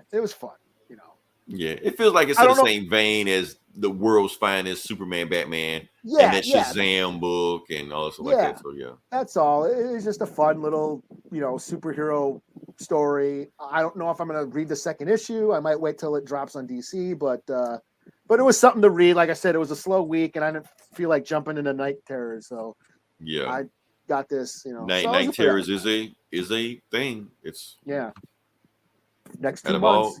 Out of all the crossovers, the summer blockbuster. Summer blockbuster horror crossover. So yeah. But yeah, speaking of, let's talk about Night Terrors. Like I said, because of all the crossovers we read this year, this is one of them. So let's see. So this is the real Night Terrors number. This is the real. It's weird. They call it Night Terrors number 1, but if you don't read the Night Terrors before this one, you will be one last week that we read last week. Completely lost, right? Because it flows like right into it. And I was kind of completely lost reading that one. So, but right, and that was like the beginning of it. So yeah, so if you just jump in this, you like the fuck, Yeah. So yeah, so this is night. This was this on DC? It was not. No, you got to. Like last one was on DC. This is not on DC. Okay. So you had to pay for this one. But the good thing about it wasn't like $8 or shit like that. It was the normal price normal book is. So yeah, the other one was overpriced, like oversized. So this is just regular size. So let's get to it. Night Terrors number 1, the actual beginning, even though it's a second book in this. So yeah. So basically, this story is a dead man story. It's all about dead man. He starts off, he's narrating all stuff like that. Basically telling them his backstory. If you don't know who Dead Man is, I guess I'll just explain Dead Man. Dead Man was accurate back in the 60s or shit like that. During one of his acts, he got assassinated by some gangsters that he owed money to. So he had to get revenge on them, but somehow he got trapped between heaven and hell on earth. So that's Dead Man. He was part of the Justice League Dark. He's a ghost. That's his powers. He's a ghost. But since the Justice League Dark, like half of those fuckers, see ghosts anyway. They can see him, interact with him, kick it with him, shit like that. So, yeah, that's Dead Man. So, back to the present. Now, Dead Man is in Batman's body being attacked by the supervillain of the story named Insomnia. That's what I'm saying. If you didn't read the last story, you will not know what the fuck is going on right now. So, that's happening right now. So, that's the big bad Insomnia. And he basically brags about he's the king of nightmares and nobody can stop him. Yes. Yeah. And basically, we get a backstory on who this insignia guy is. I am the god of nightmares, just like that. So his whole thing is that he's trying to get the Nightmare Stone, but he doesn't know where the Nightmare Stone is. But he thinks that Dr. Destiny hid it in one of the superheroes. So that's why he's attacking all the superheroes to find out where the Nightmare Stone is. If he gets his hands on the Nightmare Stone, apparently that is it. He's going to screw everything up. And that's why Dead Man jumps out of Batman's body into Insomnia's body. And that's how he finds out all this stuff about him. So he gets the Nightmare Stone and he sees that everything is going on right now and how he's possessing the superheroes. And, and right there that, like I said, Sandman better show up in this book. So technically you get Sandman, but you don't get Sandman. This is not the emo goth Sandman. This is the golden age pulp hero Sandman. Still Sandman, but yeah. Anyway. Just and what you wanted, huh? Kind of, but not. It's like, So we go to Dead Man. He's still going through Insomnia's memories, and he realizes that Insomnia was an Arkham inmate. And he got chains. He got powers from the Lazarus planet. The Lazarus rain hit him and turned him into the god of nightmares. Insomnia, yeah. Okay. This is all No, no. now. This is not some Yeah. stuff. Yeah. So is Insomnia? Is this a new character? Yes, this is a new character, new origin. They're just saying that stuff happened with you know, the Risen or the Lazarus planet. Spinning out of Lazarus. Right, but they're making planet, all this shit up right now. So Okay. that's what's saying. So he's invading all of the superheroes' nightmares because he's trying to get his hands on the Dream Stone, but he can't find it. But he know one of them has it, but he don't know which one has it. You know, so he Insomnia kicks Dead Man out of his body. He like, get out of my body. So he jumps back into Batman's body. He's like, okay, I know who you are. I know you're just a random ass Arkham inmate pretending to be a god. I know who you are. I know you killed Dr. Destiny. So, but I won't let you stop me. So, and he knows he's sending all his demon nightmare creatures. Oh, I'm sorry. His nightmare is called. They're called the Endless Nights. His henchmen are called the Endless Nights. What they call them. So, Dead Man realized that he's coming to kill him. So he's only got one move. So he jumps out of the window of Arkham Tower. And while he jumped out a window, he like grabs some stuff, do some swinging and stuff like that. And he hits the ground and he's like, damn, Batman is awesome. You know, because he's in Batman's body the whole time. He like, this might be the healthiest, fittest man I've ever been inside of. Okay, that's wrong. That may be wrong to say that. It's wrong, but it's not wrong because the way Dead Man talks about Batman is almost seems like, and then he sees the Batmobile. He's like, oh, hell yeah, I got to take the Batmobile for a ride. And he makes some kind of bullshit. Like, even though I know Batman doesn't want me in his body, he had to get Batman's body out of there. Otherwise, the Endless Nights would have killed him. So he gets the keys, jump into Batman's Batmobile, turns it on, Just wait till Dead Man jumps into Firestorm. Can't wait. And Dead Man is just cheesing his ass over there. He's like, hell yeah, man, I'm Batman, man. I'm riding down in the Batmobile, riding Batman's car, skidding around, stuff like that. And he's like, let him leave or some shit, So they basically gonna track him down, but they're like, no, basically like whatever spell he has to keep him in the living world, it's fading away. So he's fading back into the dream world. But he's telling his Endless Nights to go kill anybody that's still awake, because there's still some people that are awake. Not a whole lot of people, but still some people awake, like Red Tornado, Satana, So, but other than that, the entire planet has fallen asleep. So, other than like a few people, so he goes to a graveyard because inside of Insomnia's mind, he has a clue on who might know where the Nightmare Stone is, and it's the person that made the Nightmare Stone. So even though there's no more Lazarus juice left, he knows Batman kept some for himself, so he took it and he used the Lazarus juice to resurrect a dead body. And who was that dead body he resurrected? The Sandman, Wesley Dodds, not the emo goth one, the cool Pope hero one. So yeah, that's the one that's back, and he is a rotting corpse, but he's alive. So he gives him his smoke gun, gives him the gas mask, and the Sandman is back, ready to put in work. Let's go solve a mystery. To be continued. Okay. So here's the thing. I'm not hating it. This is a complete throwaway. Don't get me wrong, complete throwaway. But I'm not hating it. Like I said, I want to see Sandman. They kind of gave me Sandman, but I guess dead writing corpse, 40s Sandman. I just don't want to read 1,000 books to get. And I'm not. That's my thing. And I will not read 1,000 books. So yeah, because there's way too many of these damn books coming out. But like I said, most of these books are just throwaway. They're just there. I'll read the main story, like kind of see what's going on. But the thing is, if you're gonna make this a Dead Man story, I'm kind of on board. I kind of like Dead Man. Especially if he just goes hopping from superhero to superhero, just so whatever. But yeah, I'm like it. Overall, 3.5 out of 5. I actually kind of like this story. I thought it was pretty cool. Insomnia is still a stupid ass looking villain, but I go with it. So yeah. So what you got next? Okay, my next book will be Earthdivers number 8. Let me get you. There we go. So this is that Native American writer Stephen Graham Jones. He writes horror novels. That I've been reading. I love his horror novels.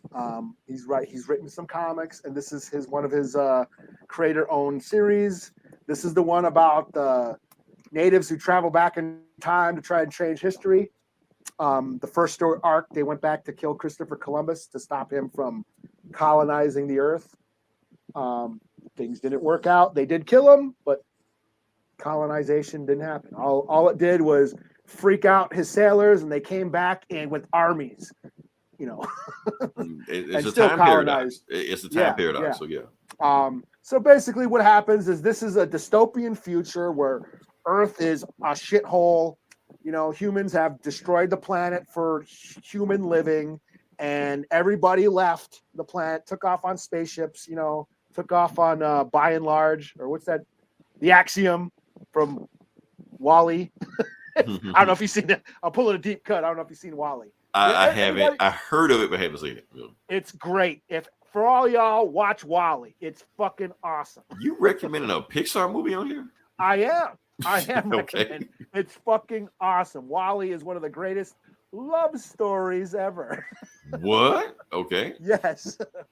Wall-E's You're a awesome. scroll, Eli. You are a scroll. You recommended a Pixar love story. Yeah, Where's my the real kids love Eli? it. My kid. I've had to watch it. My kids. They've grown up on it because Mm-hmm. and now I've had to watch it 1,000 times since then.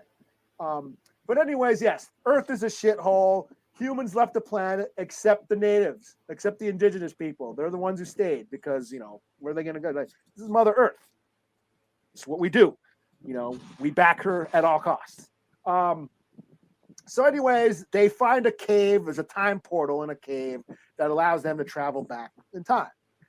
Like I said, the first story arc, when they went back to 1492 to kill Columbus, things didn't work out. This new story arc takes place in the Ice Age. A woman's children wanders through the cave, goes back in time. She goes back to go find them, winds up in the Ice Age, like 30,000 years ago. In America, there were tribes then. Yes, there were tribes in America 30,000 years ago. Mm-hmm. Just by saying that is controversial in modern science because we were taught the Bering Strait theory in grade school, which states that natives crossed over from Asia into Alaska 13,000 years ago. Right. Well, it was all connected and yeah. Yeah, that's been taught in schools for like the last century. Mm-hmm. Meanwhile, modern science and archaeology keeps debunking that theory, and they keep finding proof that that wasn't the case. Mm-hmm. And this comic does that because these native tribes that are in the Ice Age in the Americas, they're warring with the Solutreans, which were Europeans who they found out that there's evidence that Europeans crossed over the frozen Atlantic and into the Western Hemisphere, right, and fought natives, basically tried to pillage their land, and the natives chased them out. And the reason why is these Clovis sites. Now, Clovis are like weapons and spearheads. They found similar spearheads in like Delaware and in France, which basically tells them that similar civilizations were, you know, at these two areas, America and France. So they theorized that these people, the Solutreans, actually came over, you know, to America 25,000 years ago or whatever, which basically, again, debunks the Bering Strait. It says, you know, debunks the Bering Strait theory. And also Christopher Columbus wasn't the first European to come over here and quote unquote discover the new world. Right. Discover something where people are already here. Yeah. So yeah, and there was people already here when the Solutreans came over too. So basically, that's the premise of this story. She goes back into the Ice Age, meets up with this native tribe who are fighting the Solutreans, and that's kind of what's going on. She kind of knows the history. She kind of knows, she's like like an archaeologist buff, so she kind of understands what's going on at the time. It's basically like the movie Quest for Fire, where she's fighting all these prehistoric beasts, woolly mammoths and saber-toothed tigers and all that shit, while she's trying to help these natives, you know, fight these encroachers. these ancient settlers, so to speak. So it's pretty cool. This issue felt a little jarring. It kept kind of jumping around like cutscenes, all these abrupt cutscenes. It was like really fast paced, and it kind of felt a little. So it hasn't been like that with the other book. It hasn't been consistent with the other books. Confusing, and I think that's the thing.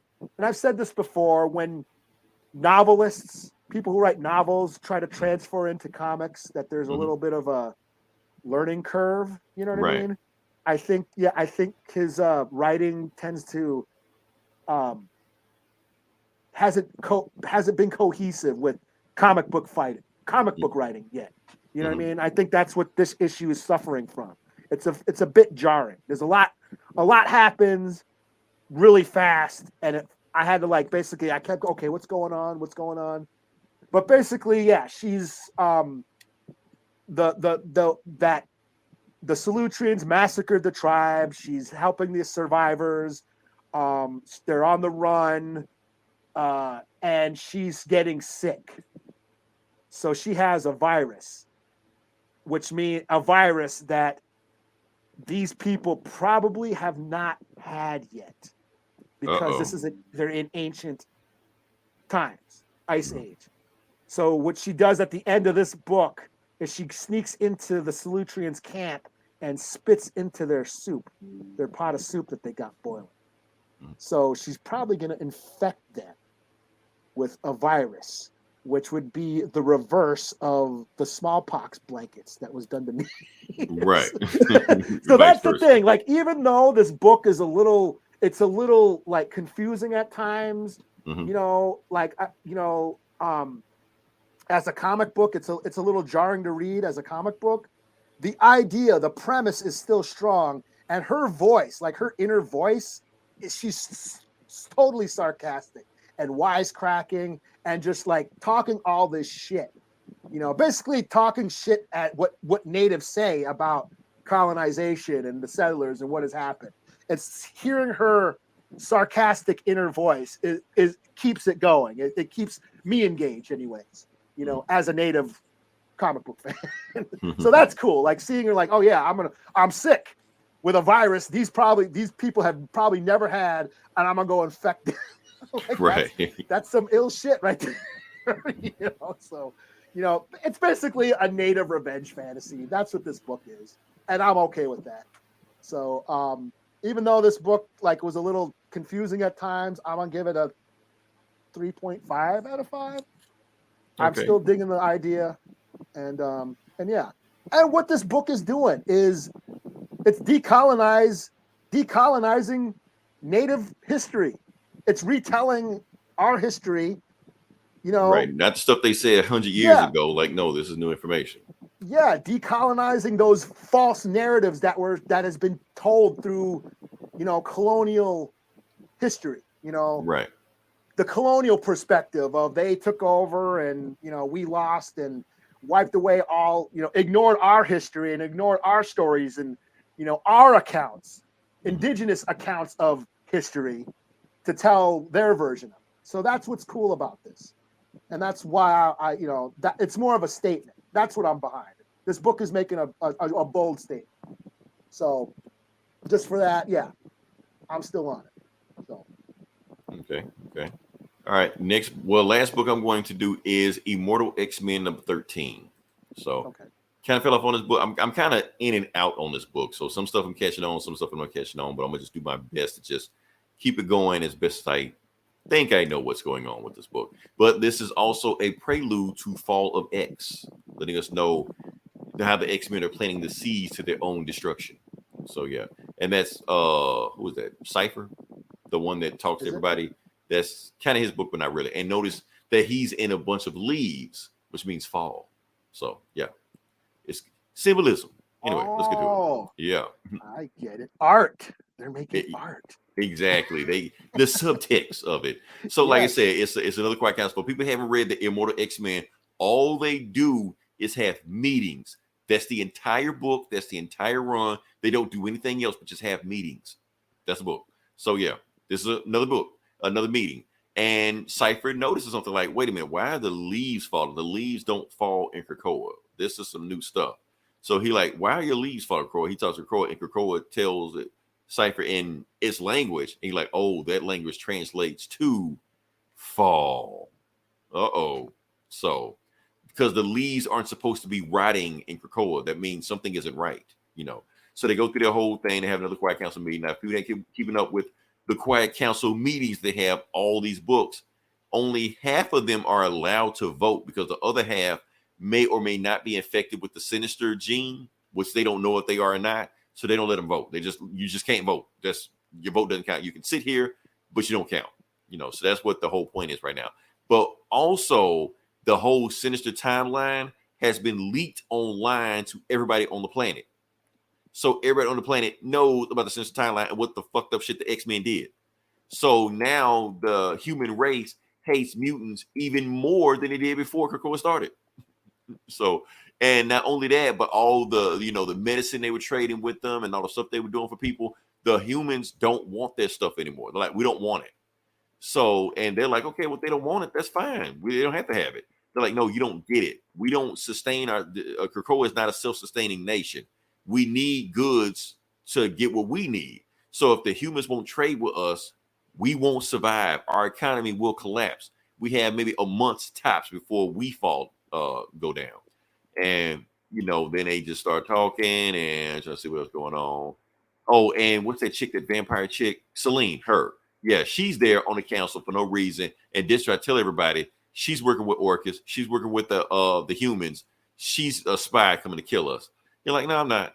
And so, and then they can't agree whether or not her vote should count. And then they finally make a decision where at least what's the dude name? Exit makes a decision. He's like, okay, I have a solution. How about I kill her, the 5 resurrect her, and then her vote won't count anymore? How about that? Problem solved.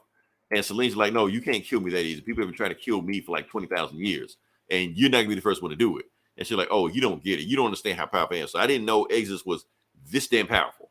So apparently he just does some shit like, no, you don't understand. I'm going to spread your molecules for the four corners of the world, and there's nothing you can do to stop it. And she's like, damn. So, but that's when Storm shows up like, well, she can't, but I can. So Storm shows up out of nowhere and starts fighting Exodus for no reason. And she's like, wait, why are you fighting me to save this vampire chick? She was like, well, and then right before they like really get to fighting, they like unleash, and Storm just letting Exodus know, like, look, Exodus, you know how strong I am. I know how strong you are. If we really let loose and cut to 11, we will kill everybody on this island. Like, do you want to do that? And he's like, damn. So he just stops fighting. He just goes down to sits in the middle of the middle of Quiet Council, and Professor X is like, that wasn't a good thing to do, Exodus. And Exodus is like, yeah, I know, but what you gonna do about it? I'm the strongest person here. There's nothing you can do to stop me if I want to do whatever I want to. I'm only here because I choose to be here. I was here because I believed in Krakoa, and that Krakoa I believed in no longer exists. And then he gets so emotional, he starts crying and shit in the middle of the Quiet Council, and Hope just grabs him and just walks off, which he realized that Hope is not the Messiah that he thought she was. So, and that's when Cypher, decides to actually talk one-on-one with Professor X. He's like, look, I got a message from you for Krakoa, and Krakoa wants to tell you all the stuff that's been going on. Like, why are there leaves falling in Krakoa? The reason the leaves are falling is because the people are corrupt, and Krakoa feeds off the people. So the people with their ill intentions, the mutants with their ill intentions, are making Krakoa sick. So unless the people, the mutants, come to terms with what they're doing, Krakoa is just going to get sicker and sicker. That's why the leaves are falling. And that's when Professor X finally break down and tell Cypher everything that's going on. He was like, look, I never believed in any of this stuff. I never wanted to do this Krakoa shit. I only did it because when I looked at Memoria's memories and all the timelines, everything that I've been fighting for this whole time has failed. So I realized the only way I even have a chance of succeeding is to team up with people I never wanted to team up with before. Magneto, Apocalypse, Moria. I never wanted to be with them. I never believed in mutant segregation or mutant essentialism. I never wanted to separate mutants from humans. In my opinion, mutants are humans. And for people to think that mutants aren't humans, I've been fighting against that idea my entire life. That's Magneto talking. That's Orchis and the Friends of Humanity talking. That's not me. I want to be a part of humanity, but I only started this just for them. But now look at us. Magneto's dead. Moria betrayed us. Apocalypse left. So the people I started this thing with, they all left, and I'm the only person holding this thing together. And that's when Doug tells them, and Cypher tells them, like, well, you got to let it go. Because if you keep trying to hold on to this dream of Krakoa, you're going to lose everything. And we're all going to be the ones to suffer for it. So Professor X is like, okay, I came with a decision. I know what we need to do. And before you can do it, all the telepaths in the Quiet Council say the same thing. The Quiet Council is done. We're getting rid of it. We're going to announce it to the rest of Krakoa at the Hellfire Gala this year. But at the Hellfire Gala, yeah, we're done. You know. How much is that going to cost? Exactly. $12. And the reason they're announcing it now is because they didn't want like Sebastian Shaw to almost like some kind of scheme to like double cross them like that. Like, no, we're done. This is it. And matter of fact, Hope tells that until the new government comes here, which we won't be a part of, the 5 is on strike. The 5 is not going to resurrect anybody. We're done. That's it. Because we can't resurrect anybody because we don't know whether they've been infected with Sinister or not. So, and that's the thing. So, and that's when Doug shows up. You know, Cypher walks on the camera. He was like, look, I know y'all don't want to change, and I know y'all want to do this, and y'all think y'all above humans, stuff like that, but y'all doing the same thing humans do. Isn't this what humans do? Try to create an utopia in a certain place and try to have something they never had before. So y'all try to act like y'all above humans, but y'all are just like humans. You know, so does anybody, I say we get rid of the council, anybody objects? And only one person holds their hands up, you know, Destiny.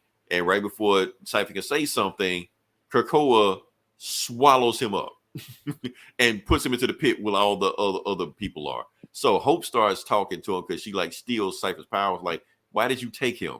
And she translates, she was like, I must protect him. That's what Krakoa is saying, I must protect him. And that's pretty much it. Like, okay, we screwed up. So basically whatever is happening, about to happen, it's about to be bad because they're trying to make sure that Cypher doesn't get control, but didn't care about the rest of them. And like, we might have made a mistake. And Emma's like, you mean only one mistake? To be continued. So yeah, so basically they really, I think the next story is the Hellfire Gala. So apparently some shit is gonna go down the Hellfire Gala. I don't know what, but I guess I'm gonna have to pay out the nose to find out what it is. So yeah. So overall, good strong story. 4 out of 5 is building the seeds for the fall of X. The Quiet Council is done. You know what? I kind of like this book. All this political intrigue, Game of Thrones shit that's going on. I've enjoyed this story. This whole run that's been going on. Mm-hmm. It's very different from the other X-Men books that have ever came before. So yeah. That's what it seems like. I mean, every time you talk about it, it sounds like Phantom Menace. Yeah, but here's the thing, Eli. I've said it before. That was my favorite part of Phantom Menace. The more I watch the prequels, Phantom Menace is. I have such a good time watching that movie.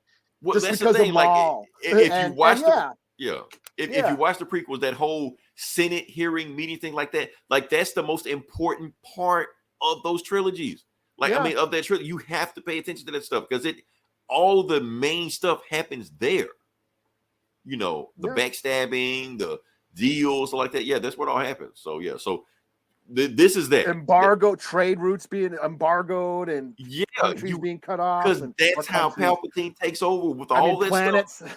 Yeah, we're starting to see that happen. Well, it's happened in the past, but we're still seeing that happen on right. Like I said, when all that stuff came out, when that first trailer came out, that's when Bush was doing all that bullshit. You know. It was the same consolidating power, blaming these people on that one. Oh, 9/11 got attacked. Oh no, Saddam Hussein did it. Even though Saddam Hussein didn't do it, they blamed on him anyways. He can go in there and do some bullshit, consolidate power. We're seeing history repeat itself. Yeah. So, and that's what George Lucas was trying to do. Like this same thing that Palpatine did to get power is what all dictators do to get power. That's why I found it so interesting. So yeah, and Phantom Menace is fun. It's a lot of fun. Yeah, it is. As much as I fucking rag on the prequels, I saw all those movies multiple times in the theater. Yeah. So, just because I like the shit. But I still critique it, but I still like it. So all right. So what you got next? All right, my last book I'll do will be TMNT and Stranger Things #1. Okay. So another IDW crossover.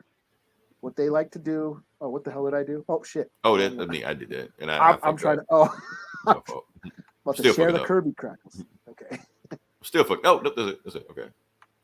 Hold on. What we got? So yeah, I want to see more. IDW. No, I love the pod racing scene on there. I will fast forward to the pod racing scene. On Yeah, Phantom no, Menace. that is awesome, dude. Yeah. When they released it in 3D, like 10 right before Disney bought Lucasfilm, they were going to release all the movies in 3D. They released Phantom Menace. I went and saw it. The pod race in 3D was Oh, I bet that dope. was awesome. Yeah. Yeah, it was dope. I love it. I'm sorry. I love you. You cannot. I love the pod racing scene in Phantom Menace. I do. Yeah. And then I was playing the game. I downloaded And then they had the game, and the game had the exact same level. Biggest Canyon, everything was the same. Yeah. So if you watch the movie, you can race it the same way. Basically. Yeah. But anyways, this is my last book. This is, IDW. They doing all these crossovers with Ninja Turtles and Batman and Ninja Turtles and Street Fighter, Batman and He-Man and Transformers and Ghostbusters and Transformers and they've been doing all these crossovers and they're a lot of fun. So this is the Ninja Turtles and Stranger Things. So basically, this is in New York. The kids from Stranger Things, they're on a science field trip to New York. They go down in the subway and they find a Demodog, the baby Demogorgons. This is, if you're from, I know you don't watch Stranger Things, Leroy, but for those who do watch Stranger Things, the Demogorgons, when they start out, they're little tiny, like polywogs or whatever. They call them demi dogs. They're running around in the subway. So the kids are like, oh shit, there's Demodogs around here. We got to go check it out. So these kids start running through the subway. They find the Ninja Turtles fighting these Demodogs, but some of them are equipped with cybernetic enhancements, and they look like mousers. Oh, Baxter Stockman. He has those mousers that were those little robot. They were meant to be robots that eat rats and vermins, but he controlled them to do crime and shit and work for Kang. For those who know their Ninja Turtle lore. Mm-hmm. So the Ninja Turtles are fighting these cybernetic demigorgons. They call them demi-mousers or mouser dogs or something. I can't remember. They had a name for it. They combined demi-mousers or something like that. So the kids meet the Ninja Turtles. The Ninja Turtles take them back to their lair under the sewer. And then we get a long, drawn-out exposition dump where they basically explain the two universes. They get the history of Stranger Things and how there's the upside down, the government found a portal to another dimension and all that shit, released all these monsters, and we get it, then we get the Ninja Turtle origin story retold and all that stuff. So that was kind of a lull for me, but then they decide we're going to team up because and we go, know the stories. So yeah. We're going to all team up in different groups and go after Baxter Stockman. At one point, 11, she goes into the void. She's psychic. She's got all these. She's basically a mutant with telekinetic powers. She can go into the void and locate people, kind of like Cerebro. She locates where Baxter Stockman is, and Baxter Stockman's like, "Hey, 11, waiting for you. Here's my address." So he can see. Yeah. Yeah. He can see her. And she's like, "Oh shit, yeah, I know where Baxter Stockman is, and he's waiting for us." Like, oh shit. So they all kind of go off on their separate groups. So like Raphael and 11 team up because they're the warriors or whatever. You got like the sci Donatello and like Dustin and Lucas. They're like the sci-fi geeks. They team up, and then like the rest, Mike and Will, they're the the more nerdy types. It's kind of funny that the similar dynamics between the Turtles and the Stranger Thing kids, and they all kind of go off on their separate factions. But they basically they find Baxter Stockman, and he's waiting there with the Foot Clan, and he's like, "Hi, 11, your papa told me all about you." So Papa is from Stranger Things. He's the guy in charge of that Hawkins laboratory in Stranger Things. And he was the one doing the experiments on all the kids. And all the kids called him Papa. And so that's what 11 knows him as. So Baxter Stockman and Papa are working together. Like, did they know each other in the past, or they just teaming up now? Oh, I don't know. I don't know. It's a crossover. Okay. The Turtles aren't on Stranger Things. Yeah. So yeah, it's fun. It's goofy. Like all these, these crossovers are just mixing the two universes, getting all the toys and playing in the sandbox, and it's fun. It's a 3 out of 5. I thought that long lull in the middle where they're just explaining the two universes got a little slow, but it's still pretty fun. And you got to have it for people that may not know the Ninja Turtles, Yeah. But like, or me who don't know Stranger Things. So so you need like a little cheat sheet. Because when I read, what did I read? Oh, the Godzilla and Power Rangers. I didn't know much. Like that book went into Power Rangers shit that I wasn't familiar with. Now you're an expert. So yeah. They gave me the Cliff Notes version of the Power Rangers mythology, the lore. Oh well, all right. So like I said, I'm booked out. I think you're booked out. So yeah, appreciate everybody listening. Like I said, if you listen this long, definitely like, share, subscribe. If you listen for 30 seconds. If you listen for 30 seconds, we appreciate you. That helps the algorithm. Like I said, we talked about this. Frankie for jumping in. Yeah. St. Frank. I'm surprised he was still in here. But also listen to This Geeks and Comics. Like I said, talk about the same stuff we talk about, but not in the same way we talk about it, and not the same stuff we talk about. It's different. It's weird. They go deep in the comics. They go deep in the comics. Balls deep in it. They're gonna talk about San Diego Comic-Cons like that. We don't get that deep into it, but they go into it. So the stuff y'all wish we went more deep into it, they do it. So go there. They would love you over there. Tell them we sent you. So yeah. Next week, what are we gonna talk about? Eli, I'm gonna tell you, I'm gonna do it next week. Barbieheimer. Oh, are you going to see both of them on the same day? I'm going to see both of them, and I'm reviewing both of them. I'm going to see it. And I will grade which have one. Fun. Oh, I'm reviewing spoilers. Barbie dies, I actually want to see Barbie. Do you now? Okay. It looks funny. Full spoiler. Like I said, I got to prepare myself for Oppenheimer because it's 3 hours long. And plus, I was actually misinformed. Christopher Nolan did not set off a nuke in real life and filmed it on there. I don't know why I got that shit, bro. He had to go on. He had to go to interviews. Right, no CGI. He had to go on interviews. Like, no, I didn't do that. This is method. We're going full method. Right. No, I did not commit a war crime to make a movie. No, I didn't do it. Like, who the fuck let him do that? Like, right. Oh shit! Like, where did he film it with? In Iran or some shit like that? Like, I'll give you the secrets to this nuclear code. Can I shoot my movie here? Is that okay? So no, he didn't do it. Since America wouldn't let me do it, I had to go to right, North Korea or some shit. Oh man, but yeah, I'm seeing both of them next week, and I review both of them. That sounds like a better movie, right? No, because all of a sudden we just die and shit like that because he decided to film a real movie. No, I want to do. Or they find secrets from Christopher Nolan. Anyway, we'll talk about that next week. We'll see. But yeah, that's all we got. Appreciate you listening. Check us next week. Until then, it's Leroy. This is Eli. We'll talk to you guys next week. Same bullet time, same bullet channel.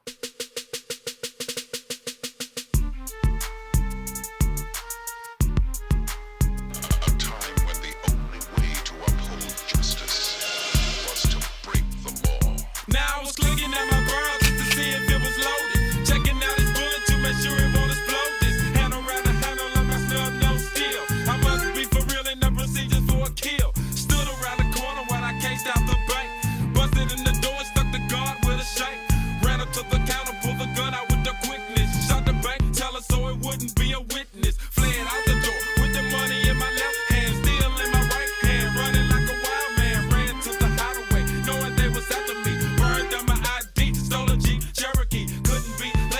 my trip to Jamaica. Headed toward the river, scheming up on how to take a boat from a victim. Rush right up and stick him with a sharp object, making sure that I get him. Put him to the river seat, nervous as a lunatic. Jumped out of the vehicle and spotted me a boat quick. Jumped on with the gun, saw her on the break and run. Shot him in the back with the gat like in Vietnam. Quickly making waves in the river as I fell fast. Got about a mile in the boat, ran out of gas. Oh no, Joe, the cops can't get me. I never be wanted for armed robbery.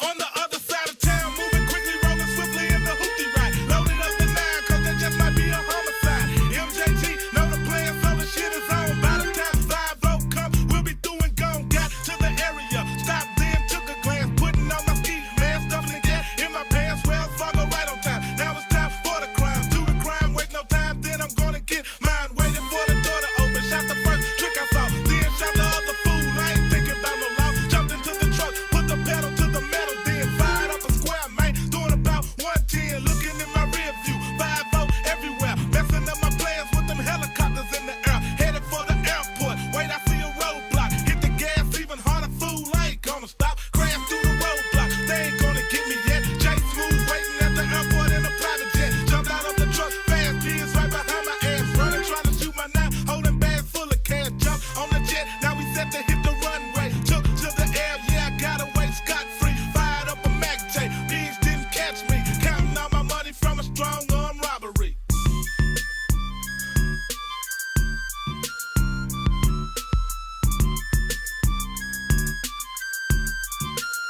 You think it's over, but it ain't, cause I can't get caught by authority. The camera at the bank got me ganked, so they know it's me.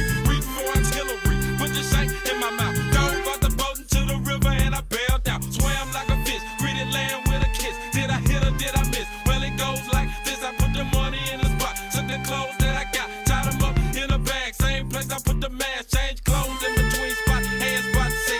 The designated area we call spot B. See, I can't be broke, so I come up with a plan. Demand money, soon as they hand it over. Get up and jet, felt the set. The longer you stay, the quicker you get arrested. MJG tested his strategy with a slick arm robbery.